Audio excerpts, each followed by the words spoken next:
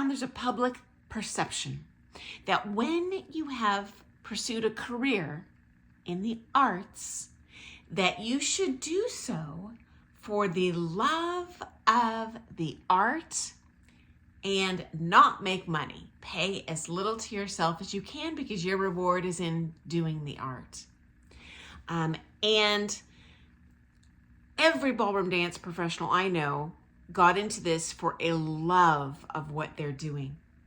And there are many professionals I have seen out there who completely take their students for a financial snow job and take advantage of them. But I can also say, from personal experience, a love of the art does not pay the bills. And certainly when we are dropping so much on our own education as ballroom dance teachers, there's a reason many teachers are charging a lot.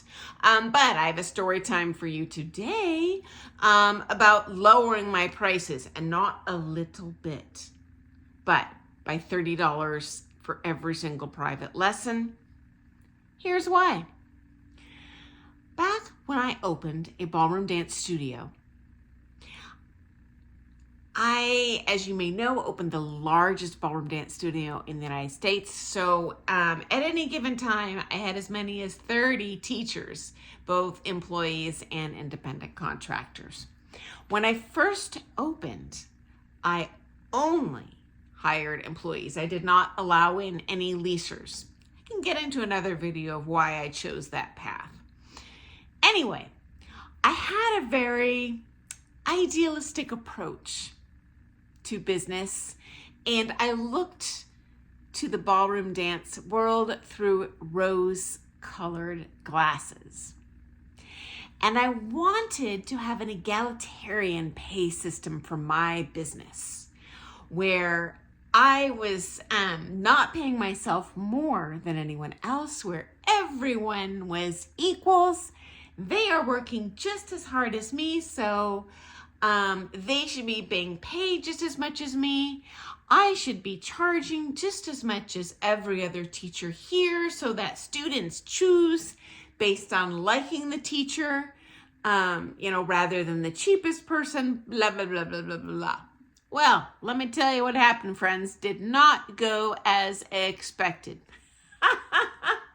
So first of all, yes, I immediately lowered my prices, and I made all of our teachers charge the same price.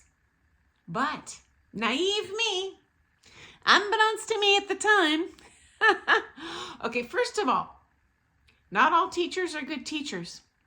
Okay? And I did bring in, from a variety of genres, West Coast swing, etc., in our community, teachers that were kind of the best of their ilk.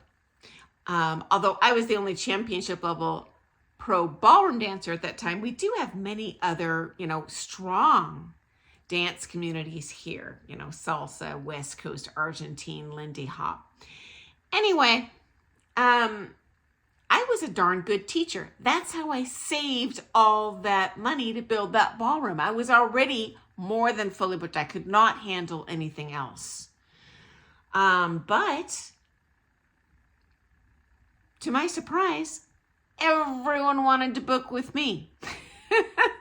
And again, very naive of me, but obviously my students were tickled pink, my long-term students that were competitors. But newsflash, even a newcomer to their first day of class can see I'm making the top level dancers. The other students in the studio that have been there even a few months are like, well, gosh, her students are winning competitions.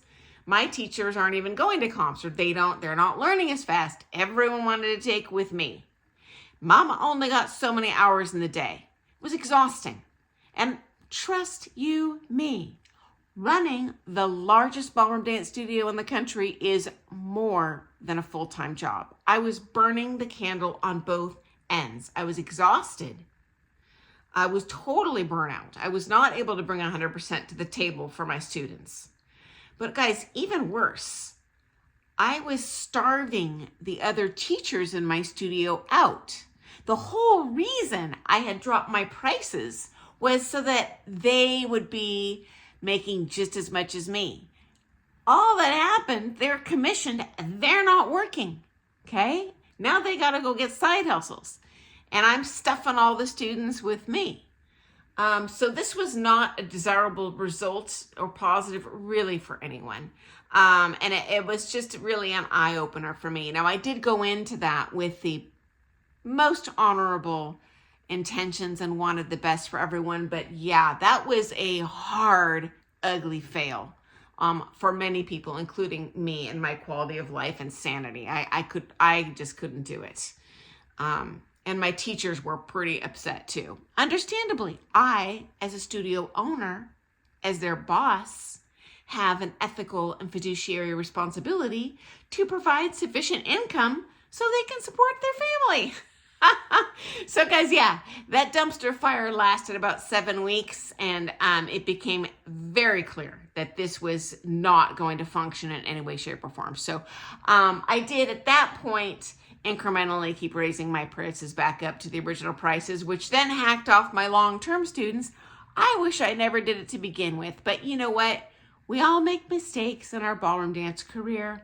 And again, I just wanted to do the right thing. I just didn't realize, the financial implications of that, the social implications for that in our town. Now here's another story for you. I brought in a coach, very accomplished world semifinalist. This was someone on an international work visa. And they were like, well, what do I charge? And I was like, you know what? You do you, boo. And so he researched kind of what other pros were charging in the area and decided to competitively price himself. It's free market economy. So I am coming to you from the United States, and we can charge whatever we want, even if we're totally incompetent. We can, as far as I know, the NDCA and these governing organizations have never put caps or restrictions on the income of what people are charging, other than the NDCA and USA Dance, back in the dark ages. When I was a young lady competing, we couldn't teach as amateurs at that time, which meant you could not make a dime. And you weren't even allowed to teach for free. Those rules have since long changed. And about the time I turned pro, I think, is actually when they did start allowing, the amateurs to make money. But anyway, as a whole, the pro can charge what they want. And by the way, guys, if you've missed them, I'm probably going to post a link below to some warning signs if your teacher is taking financial advantage of you, because Mama's seen plenty of that. But anyway, I brought in this pro on international work visa, competitively priced himself. And then he later found out that many students who otherwise would have flown in to see him did not, because they assumed he was not a competent teacher because he was charging so much less than their current teacher who sucked. And, it took them a long time to realize this when they started seeing this person's students really grow quickly in competition. That was very insightful to me too. It really had not occurred to me that if you price yourself lower as a favor to people and in an effort to build your business, that people will think that you're not a good teacher. Shock to me, but you know what? I'm just sharing what had happened. I just thought that was very interesting. Okay, guys, I'm almost at that 10-minute mark. I do appreciate so much those of you who ask questions like this in our comments, guys. My dad is always like, man, you got to write a book because you got some crazy stories. And I'm always happy to share here, and making these videos a little less work than writing a book. But I only want to share stuff that you might find to be interesting. If you're wondering, why does this happen? Is this right? Or feel free to express your stories in the comments. I love that. I am but one person in the world of ballroom dance. I love your stories because I learn from them too. And all of us have our own unique ballroom dance journey. So I look forward to seeing you first thing tomorrow morning for some more things ballroom dance. Thank you so much for joining me today, guys. Happy dancing. Doodles.